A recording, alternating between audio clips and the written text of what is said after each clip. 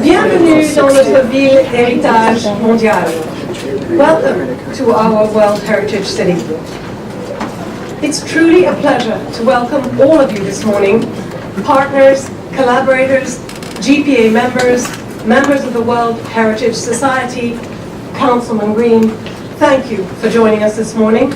Your time, and Councilman Taubenberger, thank you for waving at me. Your time is precious to us, and we are really grateful that you could be with us. Why French breakfast on the Champs-Élysées? Quite simple, really. As you probably may know, the Parkway is celebrating its 100th anniversary this year.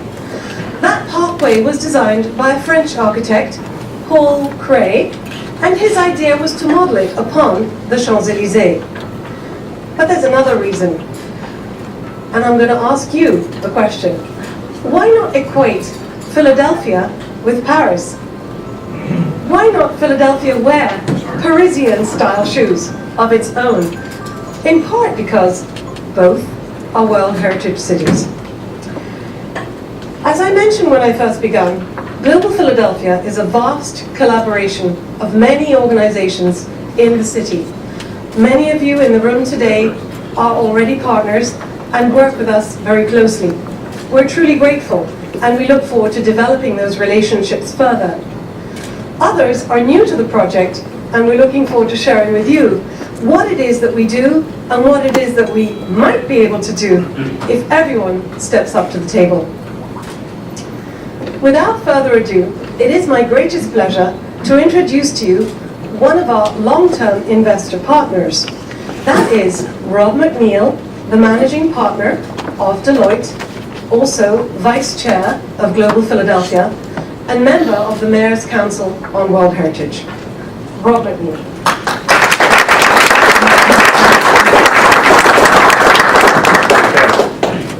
I'm going to raise the microphone. Bonjour, good morning. Take that, Savannah. Listen, I hope everyone enjoying their French breakfast. Thank you for joining us here today. I see a lot of familiar faces out there, and but I don't know everyone. So as Yvette said, I have the distinct privilege of serving as the vice chair for Global Philadelphia. I also have the privilege of serving as the managing partner for Deloitte's 1,750 people here in Greater Philadelphia. I have to tell you, we have an action-packed show for you here today. We've got a lot of information that we want to make sure you capture, so please hold on. I think everyone here knows that Philadelphia was designated as a World Heritage City in 2015. And from that point, the City of Philadelphia and Global Philadelphia got to work. We got to work on figuring out what are we going to do next. We've created the World Heritage City Project, and you're going to hear a lot more about what that means today. Everyone should have with them, in front of them, this document, okay? This is the prospectus. This prospectus outlines the project itself and the missions that are underneath that. We're going to talk to you about that today so you understand where we're going, and we're going to need your help. First, I think I need to provide a little bit of context about me and why am I involved in this effort. I was born here, but my family moved me away when I was quite young. The first opportunity I had to come back was when I got to attend college, and I've been here ever since. My passion is the city of Philadelphia and this region. It's critically important to me. I also have two other goals. The first goal is as follows. Any initiative that will continue to bring and shine the global and national spotlight on Philadelphia for all the right reasons is critically important to me. And number two, and perhaps more important, it's the imperative to be inclusive and to make sure that we all have a diverse perspective as we move forward on anything we do in this city and beyond. So I'm able to do both those things here at Global Philadelphia. You should know, for four years ago, Deloitte and I made a commitment to power the city of Philadelphia for the World Heritage, and now we're here to capitalize on our success. We've got a lot to do, and we're going to need your help. So please bear with me as we go through the next section. I think you're going to learn a lot. That's enough about me. Let's get right into the program. As Yvette said, we've got a lot to cover. First off, we're honored to have, two distinguished members of City Council, but one is planning to speak with us today, and that's Councilman Derek Green. As you know, his biography is quite impressive. And last May, the councilman won the Democratic primary, receiving the highest number of votes. On November 4th, he was elected as an at-large member of City Council. And I'd like to call up Councilman Green now to say a few remarks. Councilman?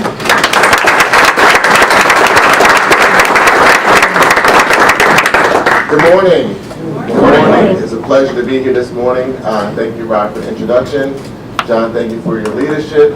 Yvette, thank you for all the great work you do. I can't speak as many languages as you do. But good morning, my good friend, Kyle Yaffe as well, talking about what it means to be a World Heritage City. So it's a pleasure to be here. I know my colleague, Councilman Al Tonberg in the back, and we often have our international discussions about Frankfurt and over soccer or football for some. I am a fan of Manchester City. All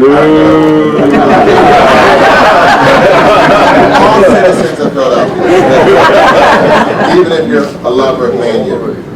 But it's a great pleasure to be here this morning, and I'm so happy about the work that Global Philadelphia Association has done, partnered with the City of Philadelphia to make the City of Philadelphia the nation's first World Heritage City. Can we give a round of applause? You know, this designation really represents our world, our heritage, and our city. And I don't think enough people know or understand the real significance of being the nation's first World Heritage City. And I think part of our challenge in the city of Philadelphia that we have a very Quaker tradition. I think part of that perspective, we don't really boast and talk about ourselves. Now, if you're someone from New York that comes here, you may get into a little verbal discussion, but we really don't promote Philadelphia like we should. And I think being a World Heritage City really provides that opportunity. And by us being the first World Heritage City, we really talk about all the firsts here in the city of Philadelphia. That really makes us the cradle of liberty. And we should take this information and expand it all around, not only the city of Philadelphia, not only the Commonwealth of Pennsylvania, but across the nation and throughout the world. When I came out of college, 1992, that time you really would not hear a lot of language spoken in Center City.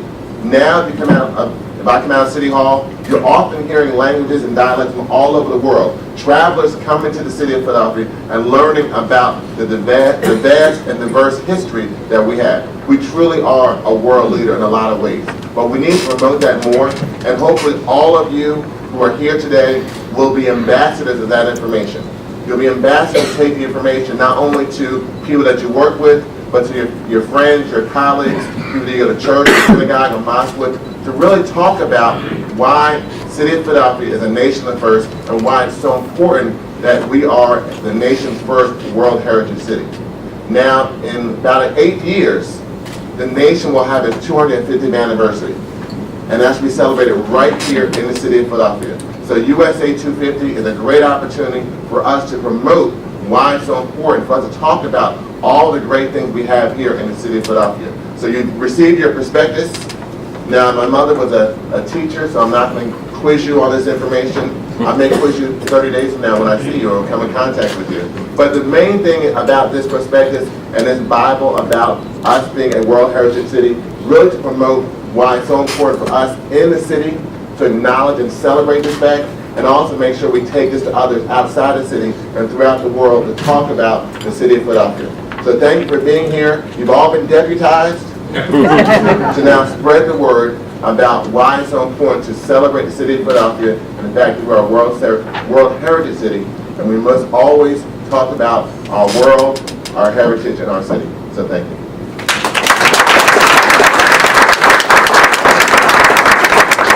Okay, thank you, Councilman Green. I have the privilege now of introducing our keynote speaker. I think it's somewhat redundant because we all know this individual. We see him almost every day on CNN, reporting on world and national events, and sometimes reporting from dangerous locations. So this twice Emmy-nominated broadcaster, is going to share some comments very shortly. I had a chance to look at his bio and his resume, and it's quite staggering. I think the thing most important to me, that you're on the Mayor's World Heritage Council, along with me. So, Ali, that's fantastic. We also had the opportunity to get Ali to sleep in his own bed last night, so he's close to home. So, without further ado, please join me in welcoming Ali to the stage.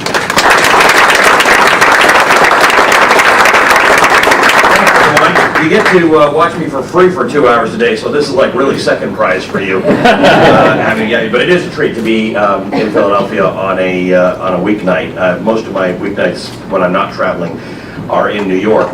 I actually had something written to talk to you about, but I'm going to be a little Trumpian about it and just throw it out. So the things as I've been speaking to people both about this and about Philadelphia and about the world and the country in the last few years, I think there are other matters I want to discuss that may help us in this. In this prospectus, there are some remarkable things, but in typical fashion, as you read through it and as you look at the 4 missions, there are ones that are going to speak to you more than others, and that's ideal, and that's why everybody here can get involved in different ones. But the one that speaks to me today, in light of the reporting that I've done over the last few years, is the mission of educating global kids with roots. And the reason why I say that is because there are 2 things going on in this country to which Philadelphia is uniquely relevant. The first one are the challenges that are very specific to democracy. This is a place which understands its connection to democracy, and because of the lore and legend and the ability as school kids or your own kids to go and visit the sites upon which American democracy was built, you touch it, you feel it, you have some sense of how it came to be, how we went from nothing or something that wasn't suitable into something that was meant to endure for hundreds of years. And we are in one of those times, we are not in the ultimate time, but we are in one of those times where it feels some days that our very democracy is under pressure. By the way, that's a global phenomenon. That is not just an American thing. There are a lot of people for whom they have felt that the dream of America or the dream of the world has not been fulfilled. And we need to understand that. There are a lot of failures on our part as a nation to have understood that properly and to have reached out properly to those who have not felt that dream. But in fact, there's a microcosm of that in this city and its environs. This is a city which for a very long time, until into the 70s, was in fact, well until the 90s, there were moments where it was in decline. There were moments where it was hollowing out. We had industries that were not renewing themselves and people who were leaving. The city is built in a way where, unlike Boston or New York, the wealthier you get, the greater your temptation to leave the tax-paying base of the city. So we ended up with very few other cities and big cities in the United States like Philadelphia, where there was an inversion in our tax base. And then companies started settling in the suburbs because people were living there and they wanted to live close to work. And we ended up with, what you saw in Washington in the 90s and Detroit for a long time, and that is just a sort of a base in the city that was having difficulty supporting its policing and supporting its public education and ultimately supporting its housing prices. And then you go through a cycle that you typically go through. Housing stock becomes cheaper. New groups of people move in, and they find it very interesting. Philadelphia is a gritty city. It's a place where you can see things and do things that you can't do in a place like New York, because New York has priced it out, or London has priced it out, or Paris has priced it out. But you get groups of people who come in and they love it. They love living inside a city that has food and entertainment and travel and proximity and universities and hospitals. They're still not 100% sure of the public education situation, so they will live in the city until such time that they have kids who have to go to school, and then it becomes a slightly different issue. And that is something that you are dealing with, and it is something we're getting better at in Philadelphia. But actually, as I've been covering the teacher strikes across the country, we are not getting better at as a country. Our spending on public education as a percentage of GDP, as a percentage of anything actually, is decreasing. I was at the World Bank for their spring meetings 2 weeks ago, and they are launching a new measure of human development around the world. And you will find that the United States is not where you would expect it to be on a list like that. China is well ahead of the United States on that front. It has mandatory education, mandatory public school education, and they don't cut funding to it, they increase funding to it. You will marvel at the degree to which we have cut funding to public schools across this country. You will marvel at some of you won't marvel, some of you are teachers, some of you may be married to teachers, some of you have teachers in your family. Your mother was a teacher, is a teacher. At what we pay public school teachers and then expect them to do, because we've also cut funding to assistants and things like that. So Philadelphia can be the model to which we return in this country and hopefully the world, because as the world searches for better democracy, Philadelphia can be the place where you come and be reminded of how people got together and figured that they would build a better democracy. But it can also start to be a model for how big cities, big urban populations deal with public education. China, we're all worried about trade and all sorts of things.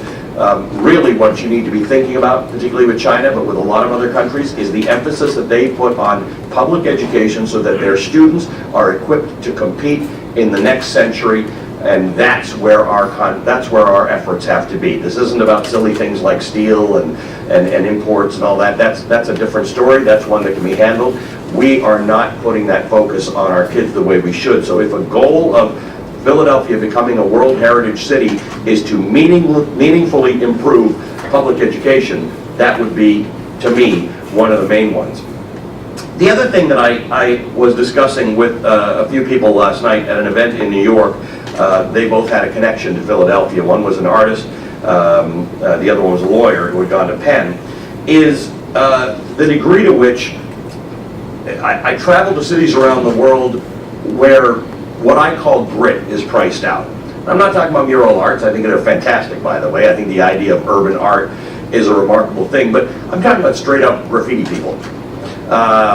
You don't get that in New York anymore. It was terrible, if you remember. We had to clean the subway trains, and we had to paint them a special paint that graffiti couldn't go onto it. And I'm sure a lot of people love that.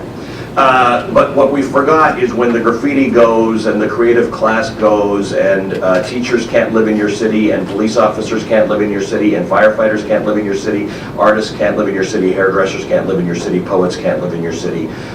That is what's happened. And by the way, when you go one step further than that, you go to London, where it is a parking place for people who are not sure about their regimes. So the extent to which people from the Middle East, from Russia, from China, buy fantastic apartments and make the prices go up, well, that's interesting, except something like a quarter of the third of the city is unoccupied because these are pied-à-terres for the wealthy. Vancouver has a very similar problem. It's developing in New York. Miami has a bit of it. So on one hand, we love the fact that people from the world are coming to our cities. I grew up in Toronto. If the Chinese hadn't come to Toronto, Toronto would be a podunk provincial little town.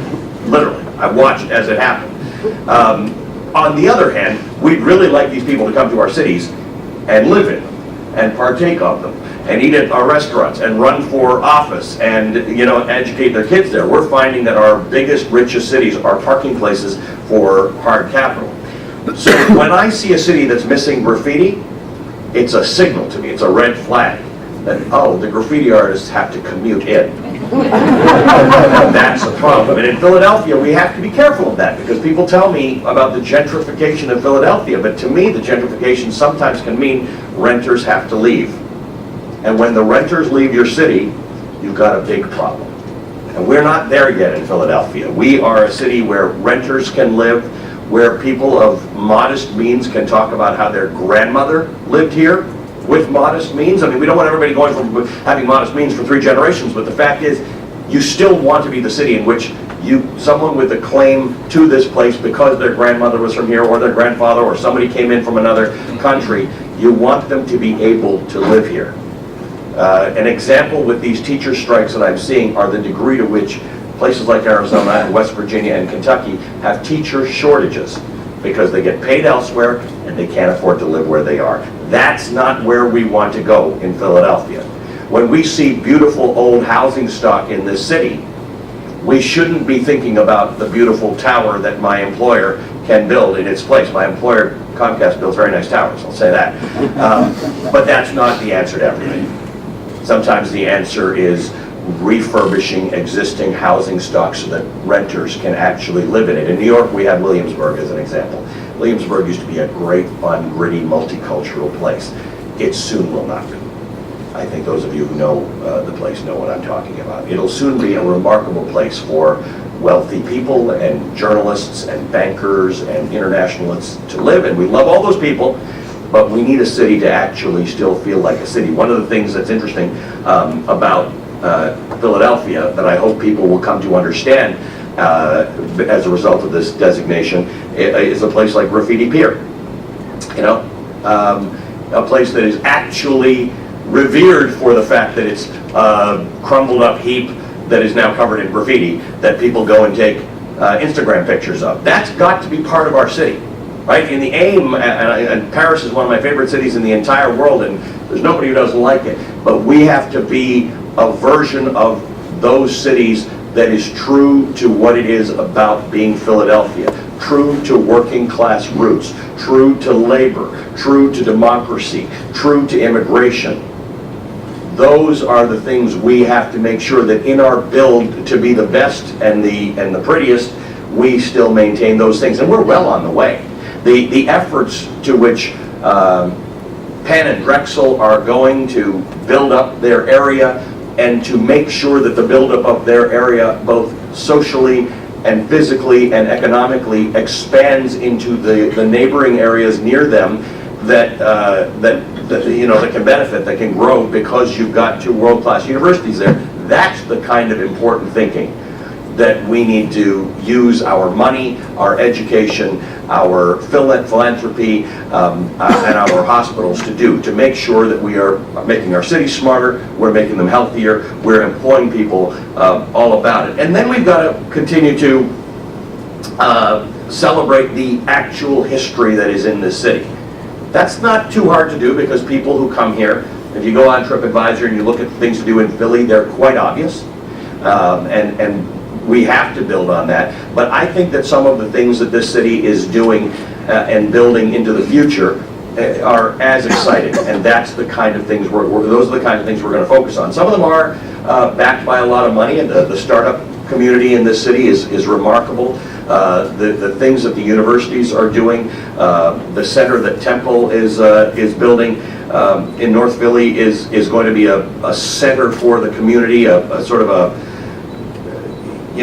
center of gravity for things to occur. But there are private industries in Philadelphia that are inventing, and they're doing the kinds of things that you think that people have to go to Austin to do, or places like that. That's the kind of city we want. Somebody can come to Philadelphia, they can live affordably inside the city if they wish to do so.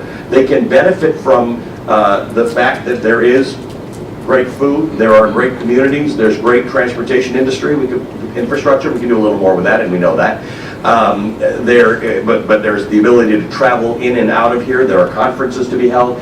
We need to put this on the map in a way that people don't talk about it. Part of my problem as a guy who spends his time around the globe, but spends a lot of it here, is that it's not talked about that way. There's a quaintness about it. There's a, wow, I really like that. Went there for a weekend once, you got great museums, really good restaurants. Okay, I got it. We now have to elevate this into, this is a center for innovation, this is a center for education, it's a center for healthcare, it's a place where young urban professionals can live. Some years ago when we were meeting about this in our initial meetings before the designation, there were some people around the room who said, it needs to be a little diverse, it needs to be a little more diverse, and I see that we've taken some strides in achieving that, but this city is diverse. The city has different languages that are spoken not just by people who've been here for 20 or 25 or 50 years, but from new people who are settling here. And that's the kind of thing we have to celebrate. There is nothing but great opportunity in front of us in Philadelphia. And I thank you for the work that you have all done to bring us to this day where we have got the designation, and now we have a plan that those of you in this room can glom onto and say, this is the part I want to to take part in, and I want to lead, and I want to take the experience that I've got through work or travel and help Philadelphia really take on its status as a World Heritage City. No city deserves it more. This is now a beacon for American cities to do a great job on this, and I think this is going to be the thing that we needed to take Philly from a great assortment of things, all the ingredients needed to bake the great cake, and to actually bake it into a place that everybody wants to be. So thank you for doing this, thank you for supporting it, thank you for allowing me to be involved in it, and I look forward to where this goes in the course of the next few years. Thanks, everyone.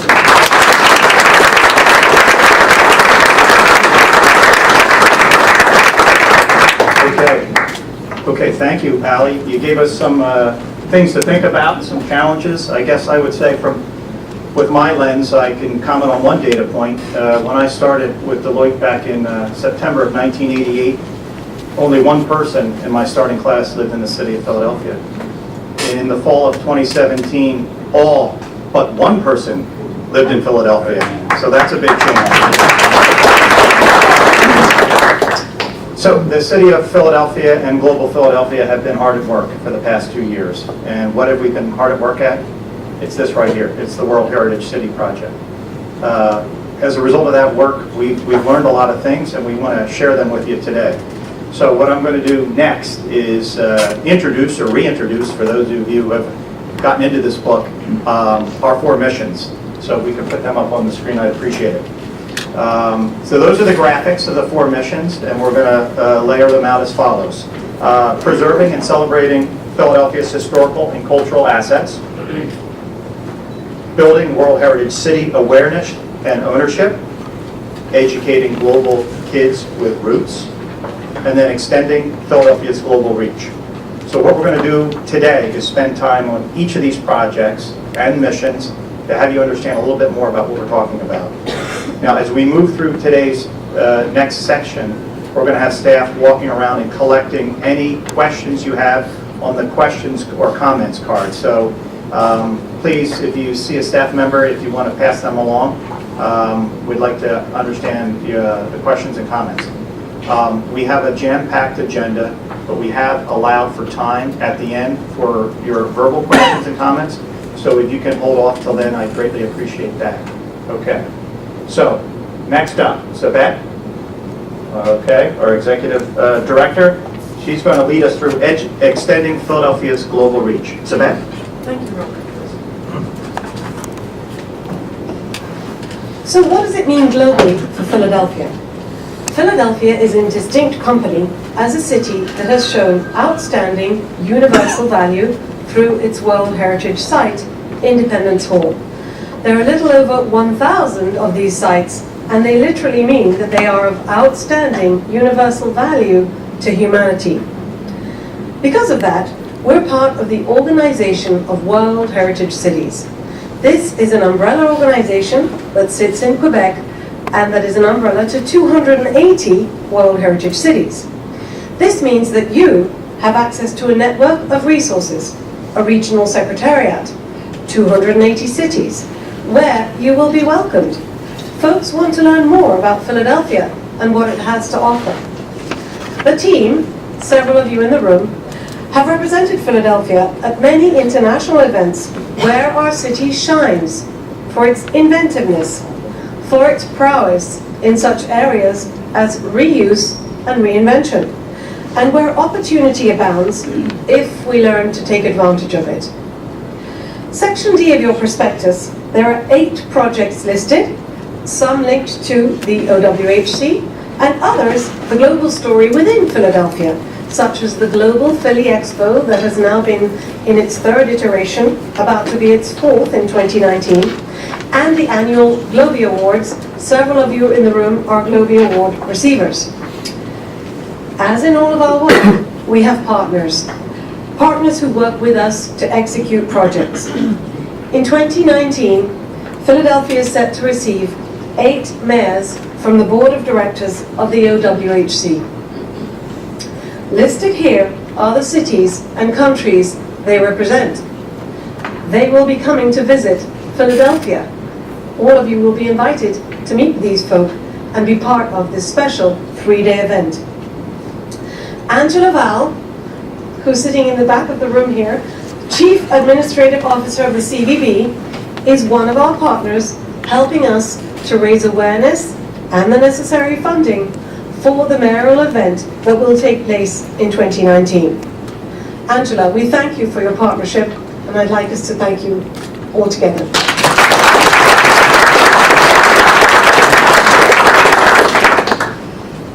Another partner in this group is Alan Greenberger. Alan was the leader in a delegation of 6 as Deputy Mayor and Director of the Commerce Department when in 2015 in Arequipa, Peru, we received the World Heritage designation. Now at the Lindy Institute of Drexel University, it is my pleasure to introduce you to Alan, who's going to speak to you about international thought leadership.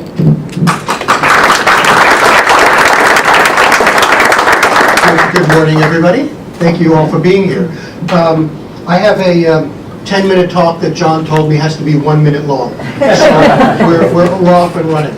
I read an article yesterday that talked about troubled times in America, talked about massive technological disruption, it talked about anti-immigration sentiment and social tension, and then of course in the second paragraph the author says, and by that I mean the time between the Civil War and the turning of the 20th century.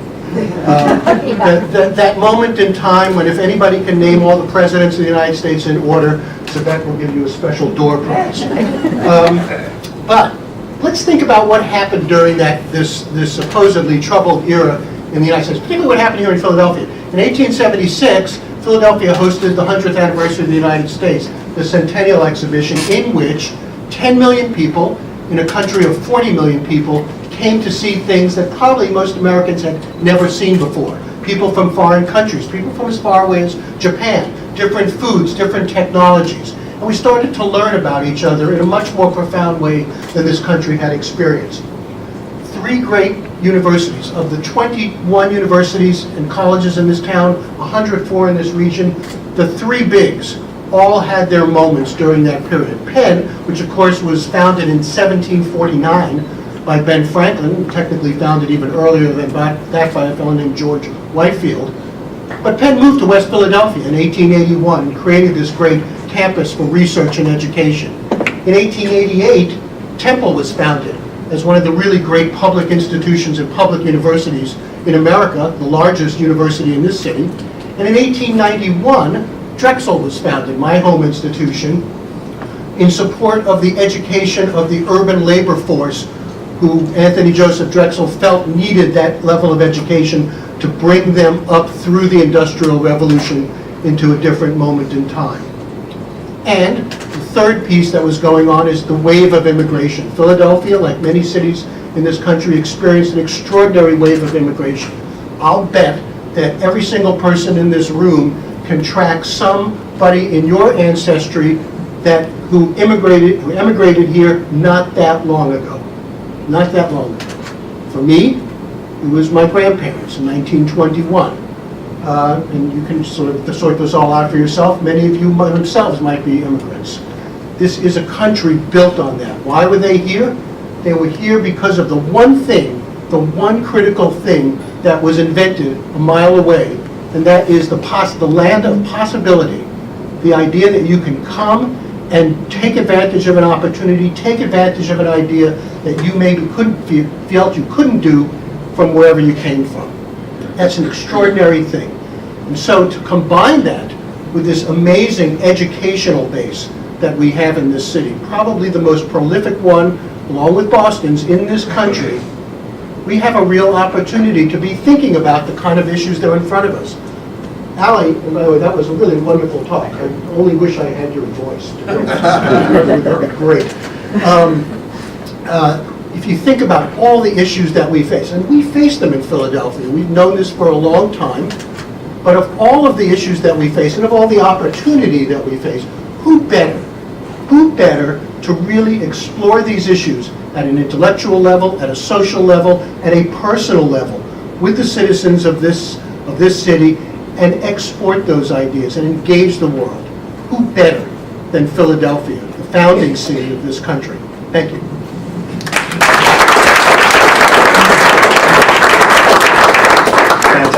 Thanks, Alan. Okay, now we're going to move on to the next mission, World Heritage City Awareness and Ownership, and I have the privilege of introducing our board chair, Mr. John Smith. John?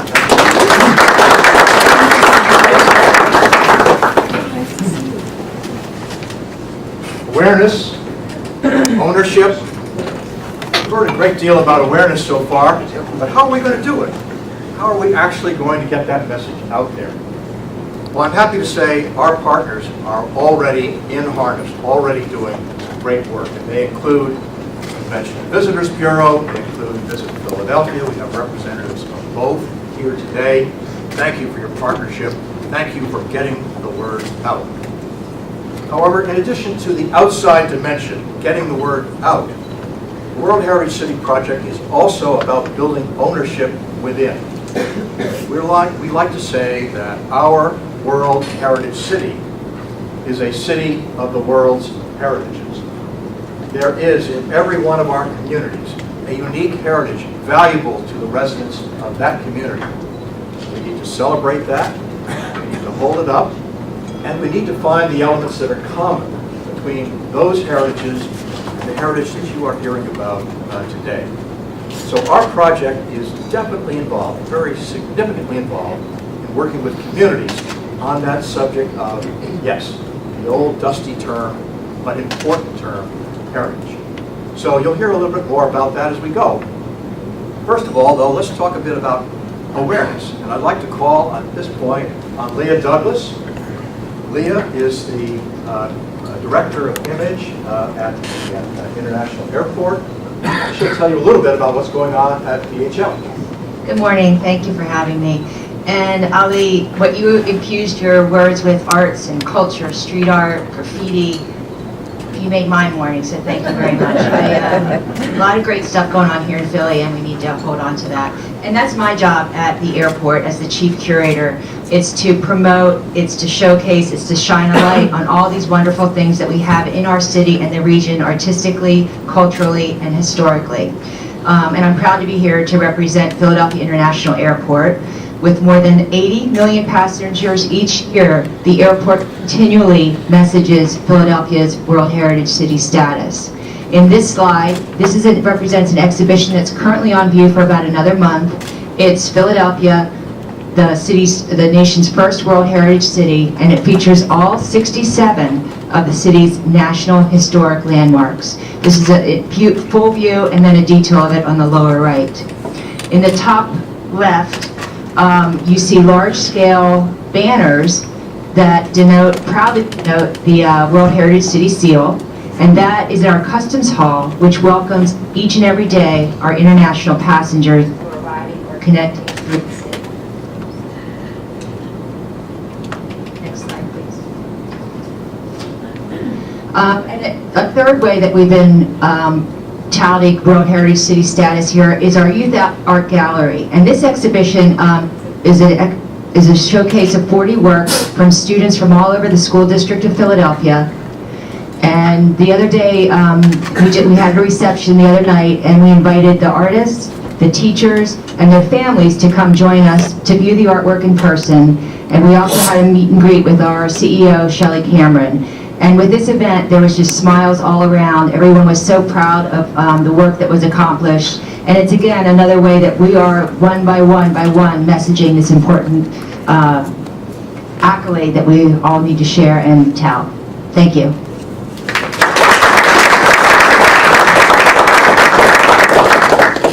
Thank you, Leah. The City of Philadelphia itself is an active partner with the Global Philadelphia Association in making the World Heritage City project work. And I'm pleased to introduce Margaret Hughes, who is the first Deputy City Representative, to tell you a little bit about what Philadelphia itself is doing. Good morning, everyone. I hope you can hear me. I'm not a fan of handheld mics. So I just have two things to add about the building awareness and ownership of this World Heritage City designation, that we are really pretty sure the strategy is quite on track. So one of them is we're developing a hub and spoke strategy. It's in the prospectus described there for you to read a little more. But basically what we're trying to do is take our existing assets, much like the airport and their exhibits program.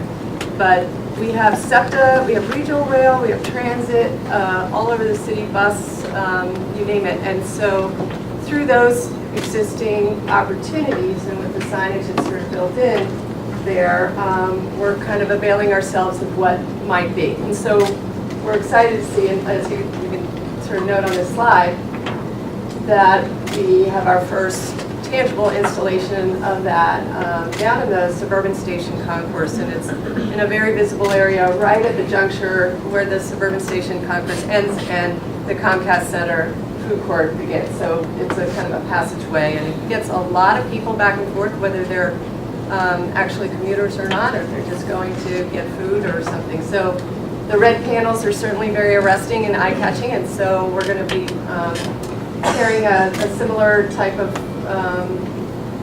design into other iterations. And basically what we need to do is we need investment funding so that we can continue phasing it into the other areas of our regional rail system and other hubs and spokes. So that's one piece. And so yes, I told John we're going to get something on every dot down the road. So that's one piece. And then the second thing I want to mention is that we're about to celebrate our 3rd annual World Heritage Day, and that will be May 24th. It's always the 3rd Thursday in May, and this year we're going to have it at the Philadelphia Zoo, and we're really excited about that. We are going to have, so Caleb and Olivia are over in the corner there. Those are our characters from the coloring book, which you may have seen on your way in. We're going to be distributing 3,000 of these. Thank you again, Philadelphia Airport, which will have its branding on the back of the coloring book.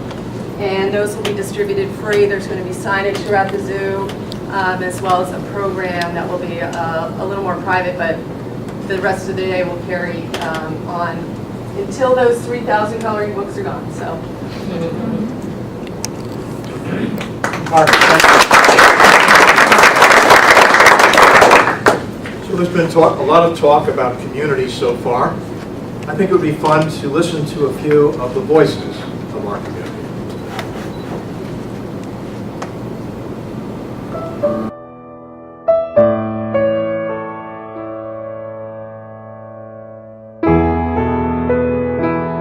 So I was born at old Philadelphia General Hospital, which is long since gone.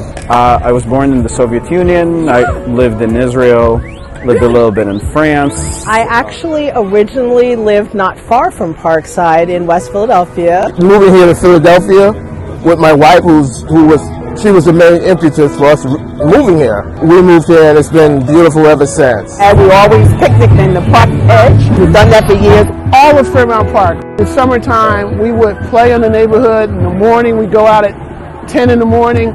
We played football in the park. We explored the park. We rode our bikes in the park. It was a great adventure.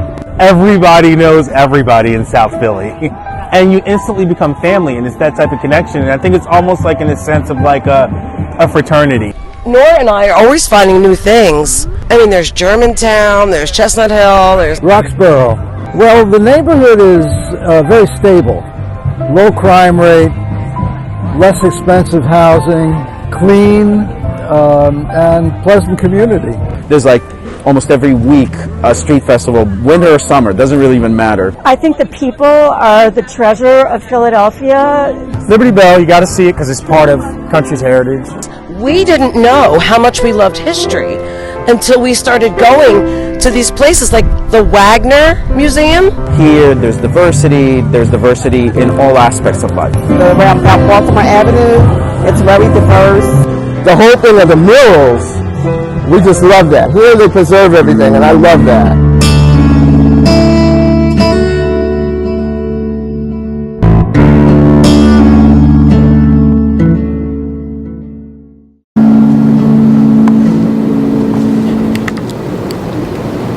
Our city, our World Heritage City is a city of the world's heritages. And I'd like at this point to acknowledge another project that is a joint venture between the association and the city, which is a marvelous photography project headed by Kelly Lee of the city's Office of Arts, Culture, and the Creative Economy, together with Global Philadelphia, and the photographer who has put together this marvelous book, The Cultural Fabric of Philadelphia, is here with us today. Dave Lakakos, where are you? Would you please raise your hand? Thank you for the work you're doing.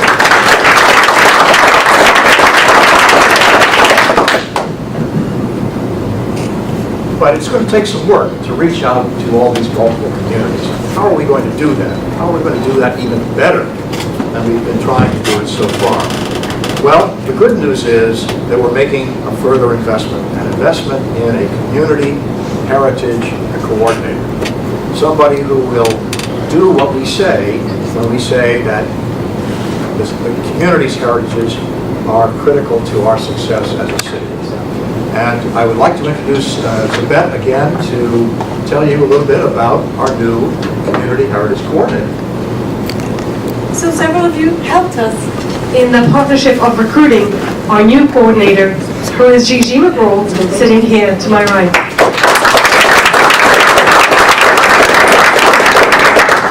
Gigi has a background in theater, comes to us by way of Villanova, but also the Please Touch Museum, and she really impressed us because in her interview she had not one, but 8 different creative ideas ready to go that we can implement in our communities. Gigi, we think you're going to be a star. Thank you. Thank you. Rob, back to you. Thank you, John. Okay, we're going to turn our attention to the next mission now, educating global kids with roots. And Zabet is going to kick this one off. Right, Zabet? I am. Here we go. So really one of the most active areas of our work is in this educating global kids with roots. We recognize the value of educating our citizenry with the notion that they're part of a World Heritage City. This instills in them the idea that they're part of a much bigger world system and recognizes the value of those with roots from elsewhere, but who are now part of the Philadelphia story. We are, as John has said twice, a World Heritage City, but also a city of the world's heritages. Some of the educational tools we've created are lesson plans, a World Heritage film in 12 languages, a website, and a coloring book. There are 8 areas in section C of the prospectus on page 53 that you can take a closer look at. A quick word about teamwork before I continue. We have an exceptional team at Global Philadelphia, and I'm really grateful to be working with the folks that I do work with. And one of those team members is none other than Melissa Stevens. She's the World Heritage Coordinator. She's been with us for a year, and she's achieved a remarkable body of work in that small space of time. Let's hear from Melissa, who's going to speak to you about the World Heritage Online Education Resource Center. Good morning, everyone. So as Yvette said, we have a lot of educational initiatives and resources that that have been a part of our World Heritage program. I'm going to talk a little bit about our Education Resource Center. With the help of the Philadelphia Foundation, we are now in the process of creating this website. It's the Heritage Education Resource Center.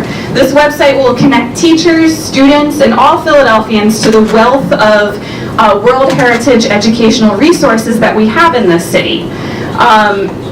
And this website will be a powerful tool in our mission for educating global kids with roots. And there is a real need for it. We recently conducted a teacher needs assessment. As Ali was saying, there are a lot of issues with the resources available to teachers and access to resources. And we found in our assessment that 85% of teachers do not have knowledge of the resources available to them. And 100% said that they would find an online resource center extremely helpful. And also in this online resource center, we are featuring free and low-cost resources and also resources in multiple languages. So once we have created this website, we will need further investment to build it and to take full advantage of its potential. The fate of our World Heritage City is soon going to be in our children's hands. Through the Online Resource Center and our other educational initiatives, we aim to broaden their understanding of their culture and the culture of others, and to prepare them to be successful global citizens. We need your help to accomplish this. Investing in the education mission is investing in our children's future and in the future of our World Heritage City. So we are now going to show you a short video that illustrates the ways that your investment could directly impact Philadelphia's youth. Thank you.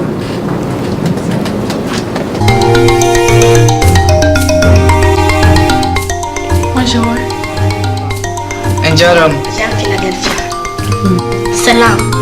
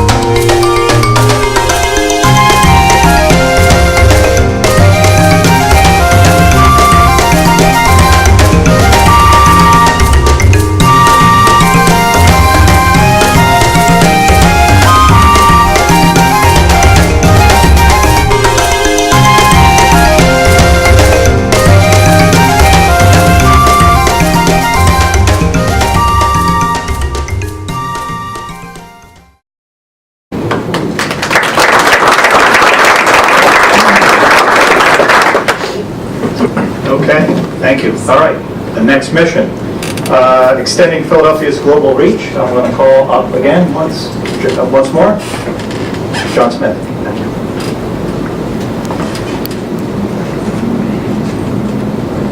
As we all know, the World Heritage City designation didn't just drop in out of the sky.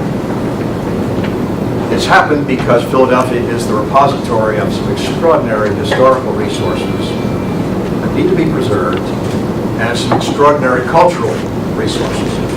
To tell you a little bit about the preservation effort, I'd like to call on Paul Stenke, who is the Executive Director of the Preservation Alliance of Greater Philadelphia. Thank you very much, John. I really appreciate the opportunity that you and Zabet have given me to speak to the group this morning. Good morning, everyone, and welcome to National Historic Preservation Month. That's the month of May, and there are lots of ways to celebrate, including at your event on May 24th, World Heritage Day. So as John alluded to, our status as a World Heritage City really is based on, in many ways, our historic built environment, led by Independence Hall, a UNESCO World Heritage Site that was our ticket to entry into the World Heritage group of cities. And in fact, a previous generation here in Philadelphia did a really good job of preserving our colonial and early federal history. around Independence Hall, Old City, and Society Hill. And of course, that really is Philadelphia's brand when it comes to attracting tourists who then fill our restaurants and hotels. Where the battle is now being fought is the next era in our history, the Victorian city, the industrial city, the city that made Philadelphia the workshop of the world.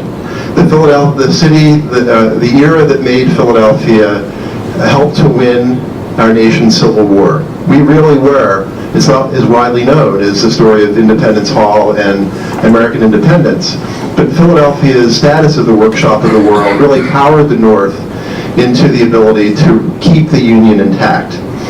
But that city is now under siege with demolitions of historic churches, row house neighborhoods, and other landmarks in our city happening before our eyes in the face of the current housing boom that we're experiencing. So I'm pleased to note that our Mayor Kenny did create a task force on historic preservation that the Preservation Alliance is very active and involved in, looking at ways to encourage preservation and adaptive reuse in our city of buildings like that through incentives and through increased regulations to protect our historic buildings, streetscapes, and neighborhoods. A lot of times the issue is couched as a battle between preservation and development. But I'm here to tell you that preservation is development. And I'll use as a very recent and high-profile example the Divine Lorraine on North Broad Street. The rehabilitation of that building, which was thought to have been a lost cause only a few short years ago, and I'm sorry my friend Alan Greenberger has left because he was a big part of saving that building, created jobs in construction and permanent jobs, as well as drew residents to a corner of the city that had been vacant for a decade. But across town, as we speak, at 21st and Washington, the Frankfurt Chocolate Factory, which only in December was added to the National Register of Historic Places, is being demolished currently as we speak. How does that happen in a World Heritage City? And those are the kinds of issues that we're all trying to wrap our arms around. So we at the Preservation Alliance are pleased to have Global Philadelphia as an ally in making the case for historic preservation and its role in our city, because we believe that preservation and adaptive reuse of our historic buildings can help to unlock Philadelphia's potential as a World Heritage City. Thank you.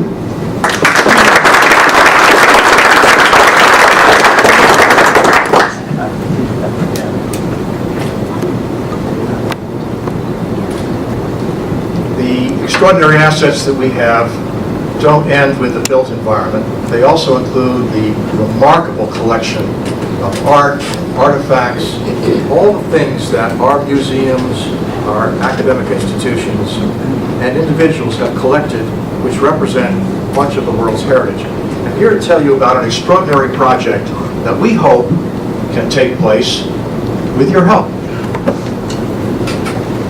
Kate Quinn is with the University of Pennsylvania Museum, and I'm pleased to say good morning. Thank you, John. Good morning, everyone. I'm very excited to be here today to talk to you about this exciting new idea that has come about, I guess, in about the past 2 years. So what does it mean to be a World Heritage City? World Heritage Cities are in no part due to the incredible collections that the cities hold. In 1784, Charles Willson Peale opened America's first museum over at Independence Hall. Since that time, the city of Philadelphia has grown, and we have over 2,000 museums within the city limits. That's more than any other city in the entire country.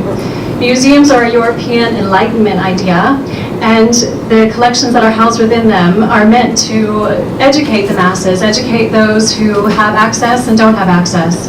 So while many of you probably know that we have some fantastic collections, we have great impressionistic art at the Barnes Foundation, we have the Liberty Bell, we have the Love Statue, we have a great Sphinx at my own institution, we have dinosaurs, and we have Arms and Armor and many, many other pieces that are housed at the Philadelphia Museum of Art. You may not know that we have other notable collections housed within the city of Philadelphia. The next slide will show you some of those. Did you know that we have pieces of Albert Einstein's brain over at the Motor Museum? Did you know that we have the wampum belt over at the Philadelphia History Museum? This is the wampum belt that William Penn gave to the Lenape people to set the city of Philadelphia, certainly, and the country, Pennsylvania, sorry, the state of Pennsylvania, into existence. Up on the right-hand side, we have the disc of Enduana. Have any of you heard of Enduana? Well, you should. She is the first documented author in the world.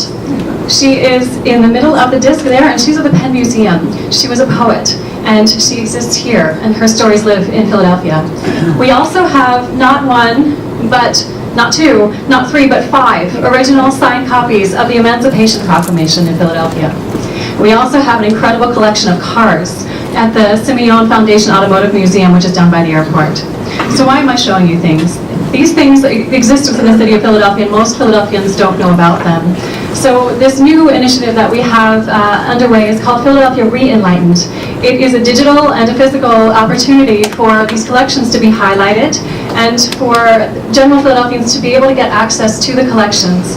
The idea is to bring not only the collections out for the public to understand and see, but to highlight the expertise at universities around the city. So in essence, democratizing the stories that are told about the collections here in the city of Philadelphia.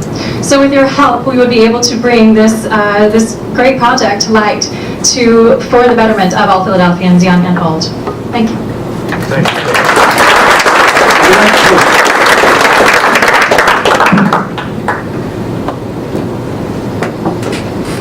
Well, what you've heard is just a sampling of the kinds of things that we are attempting to do and that with your help we will do. I'd like to turn your attention once again back to the prospectus. Those of you who are familiar with the term probably associate it with a business venture, raising capital to conduct some major new business venture, fund a takeover or something. Why the heck is the Global Philadelphia Association publishing a prospectus? Well, it's because we want to run what we're doing in a business-like fashion. We intend to tell you what we want to do. We intend to ask for your money, and then we intend to tell you how we're doing, to report to you as any business organization should if it's taking your good, hard-earned dollars. There's a very important insert in your prospectus, and I'd ask you to take it out now if you haven't already taken a look at it. This is the business end of the meeting. It is a World Heritage City Project interest form. You're not committing anything by signing this and sending it back to us, but you are signaling that we can have a conversation with you, and we would like to do that. The whole notion of how you describe our project has been on our minds for some time. The prospectus that you have is the product of extensive consultation with our partners, with funders, and with you. It's a serious, serious document. It tells you what we want, why we want it, and what we're going to do with it, and then we will report back to you. We have that covenant with you. I'd like to thank everybody who participated in one way or another in the creation of this document. It took a village to put it together. And it took an extraordinary and wonderful partner in Urban Engineers to publish it for us. And Ken Fulmer, I'd like to acknowledge the great gift that you have given us.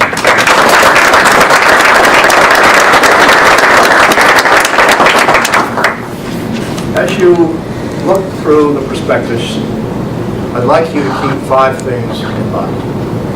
First is the importance and great benefit that will be derived from being able to carry out these missions and these projects.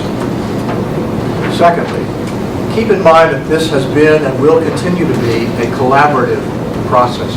We work with others, we work with you, and we will continue doing that in order to make all of this happen. Number 3, The project is future-oriented. All too often, Philadelphia is acquainted or associated with the notion of the past, our past glories. What a wonderful thing. But what is there in Philadelphia's future? We're here to say that our past is now the fuel that will propel Philadelphia forward into the future, and this set of projects is the way in which we're going to do it. Hence the missions, hence the projects. Fourth thing I'd like to reiterate once again, and that is that the concept of heritage doesn't just belong to the city as a whole, it belongs to each and every community within our city. It is our goal to find the commonalities between those several heritages and that of the city as a whole, and use that as a way of bringing our city more closely and effectively together. Finally, sustainable funding. Long-term commitments. Sustainable, long-term commitments. That's how we're going to get the job done. We've envisaged 3 years' worth of work here. This work, much of it will get done, but much of it won't get done unless you step forward. We need you to make commitments that are invited by the prospectus. And I'm pleased to say that a number of significant organizations have already decided to do just that. They're listed here on this slide. And the next time I show this slide, I hope it will be a blizzard of organizations that have paid a commitment for 3 years to spend X dollars, and we'll talk to you individually about what that ought to be, each and every year, so that we can count on that, so that we can focus on doing our work, not on always trying to ask for your money. We are happy to do that, but you're not so happy when we're always on your case.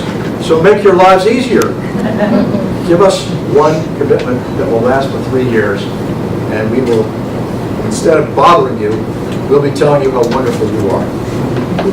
Now, I'm an old trial lawyer, and I realize that at the end of a piece of litigation, what you need is somebody who can summarize the case for the jury. You, ladies and gentlemen, are our jury.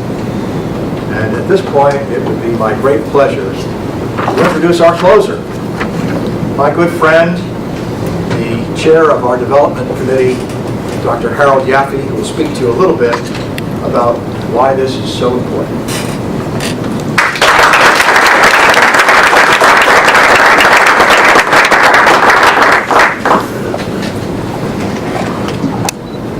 Well, good morning, my fellow Philadelphians, and thank you for being here to enjoy this lovely French breakfast. I want to start out by recognizing one of Philadelphia's greatest citizens, our board chair, John Francis Smith III.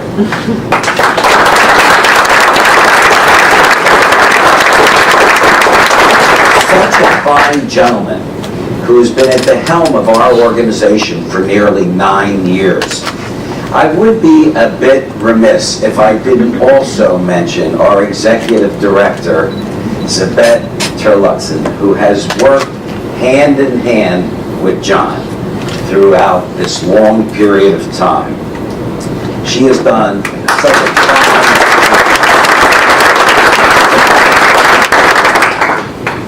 John has invested not only his time and his energy, but his own personal financial resources. So, John, I just want to tell you a sincere how much my gratitude for this work for Philadelphia, and pledge to you my continuing support. So I'm Harold Yaffe, and I'm the proud development chair of our newly minted World Heritage City. As you've heard, the first city in the United States to be so designated. So we've invited all of you here today to discuss the advantages of being a World Heritage City. As we all know, Philadelphia is on fire. We have, if there's a blade of grass, we're building on it right now. We have hosted the Pope, the Democratic Convention. We have also had the NFL Draft. And of course now we're the Super Bowl champs, and we are also the NCAA champs as well. We have, and even our Phillies and 76ers are following suit. We have become a magnet for millennials, and you can't even get a bad meal in this town anymore. And of course, and even maybe more importantly, we have an abundance of culture, history, and heritage. And now, on top of all that, we have become, and so honored to be, a World Heritage City, joining other cities like Paris, Berlin, Rome, Kyoto, Istanbul, and 270, 280 other cities from around the world. So what does this all really mean to Philadelphia? Well, first of all, and very importantly, we are going to experience a flood of tourism. And we have actually gotten a projection from Econ Solutions that if we can get the necessary resources to market our World Heritage City, we could realize up to $150 million in tourism revenue. That's big bucks. This also puts us on the global stage of reaching out to businesses internationally and nonprofits to around the world. Furthermore, it gives us the ability to highlight and preserve our treasured history and heritage. We can now also educate our young boys and girls and who don't even stray that far from their own homes. Folks like Olivia and Khalid, and make them aware of that they can be global citizens. So now, if I may, I want to change gears a bit and put down my pom-poms, take off my cheerleading hat, and have a frank discussion about our financial needs if we are going to make these opportunities a reality. We need to raise $2,500,000 in the next 3 years. You have all received this very detailed and well-prepared prospectus. It is a straightforward explanation how we expect to take this city from good to great. We are looking for serious long-term investors. There is no one in this room who does not love Philadelphia. There is no one in this room whose enterprise will not benefit financially if we can get the necessary resources so that we can create the awareness and ownership of being a World Heritage City. There is no one here this morning that doesn't want to see Philadelphia rise to higher heights. And most importantly, there is not anyone here this morning that is not capable of helping us reach those financial needs. So, we need your commitments in this calendar year. Please know that whatever your commitment you decide to make can be satisfied over a 3-year period.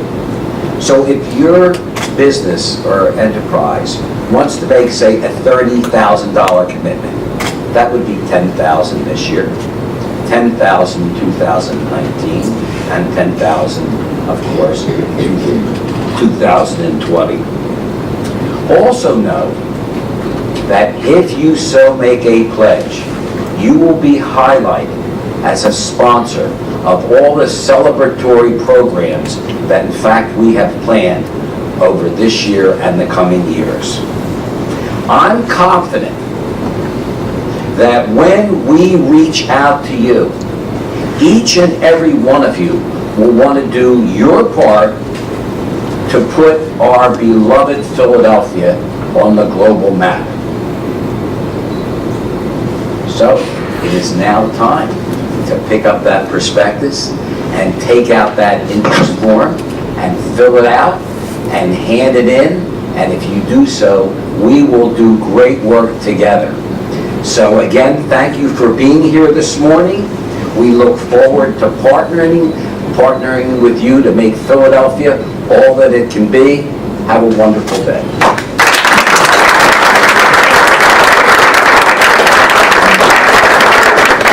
Okay, thank you, Harold.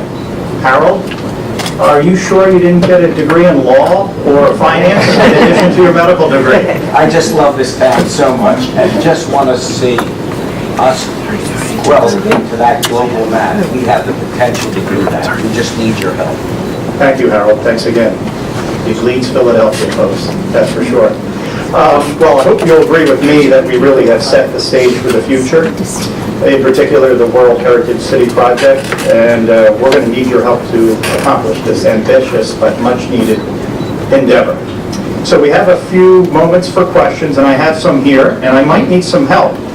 Oh, Paul left me. Okay, so first one, is the Boathouse Row on the list of historical areas to maintain? My uneducated response to that is, it better be. Does anyone know the answer to that question? Paul Sankey, oh, there he is. Boathouse Row is on the Philadelphia Register of Historic Places. It won't be torn down anytime soon, don't worry. I thought I had the right answer. Okay. Is there a place in World Heritage Cities for the role of labor and employment? The answer to that question is simply yes.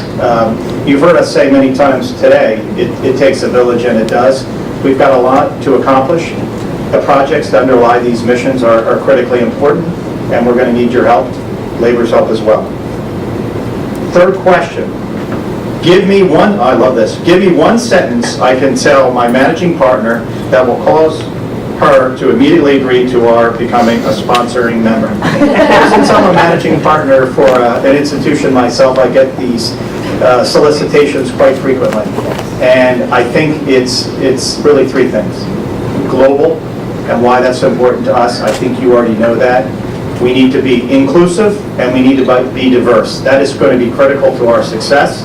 The eyes of the world are upon Philadelphia, and we want to show them that we can make a difference. I might have used 2 or 3 sentences, but I think your managing partner will understand. The fourth question I'll hold off for just a minute. In addition to what Harold said regarding tourism, I want to make sure I thank PHL-CVB and Visit Philadelphia for all they've done. They've been a great partner in ours as we continue the momentum in terms of this great designation. As Yvette had mentioned, and we also heard regarding the 280 cities that we're part of the fraternity or sorority with around the globe, you learn many things. And what I learned from our friends in the country of Switzerland is punctuality. So that means you start a meeting on time and you end a meeting on time, and we're going to hold you to that contract. We've got probably one more item I'd like to bring up in a second. So the fourth question, this is not a plan. This penmanship is too good to be my own. What is happening in Philadelphia on September 13th, 2018? Can someone please advance the slide? Okay, big announcement. This will be our 3rd annual World Heritage City celebration. It will be on Thursday, September the 13th, 2018. We hope to top the more than 500 attendees that we had last year. I really believe that's going to happen. You can see Mr. Shmerkanish there will be our keynote speaker. We look forward to that. We also look forward to other friends of ours from places like CNN. So, Ali, by all means, you are welcome. For those of you who make a commitment to support that John and Harold talked about, you will be invited to this particular dinner. For those of you who are thinking about making an investment, this would be a good place to start as well. This event for the past few years has been well received. It is a lot of fun, and you'll get to meet a lot of people that are focused on Philadelphia being a global city, just like all of us. So, with that, I'm going to call the event to a close. but I want to make sure you know that we'll be around for some time to answer any individual questions you might have. So on behalf of all of us at Global Philadelphia Association, City of Philadelphia, and all of our supporting organizations that you can see in the prospectus on pages 54 and 55, there's a lot of them. Thanks for your support to date, and we look forward to working with you in the future. Have a great rest of the day. Thanks again.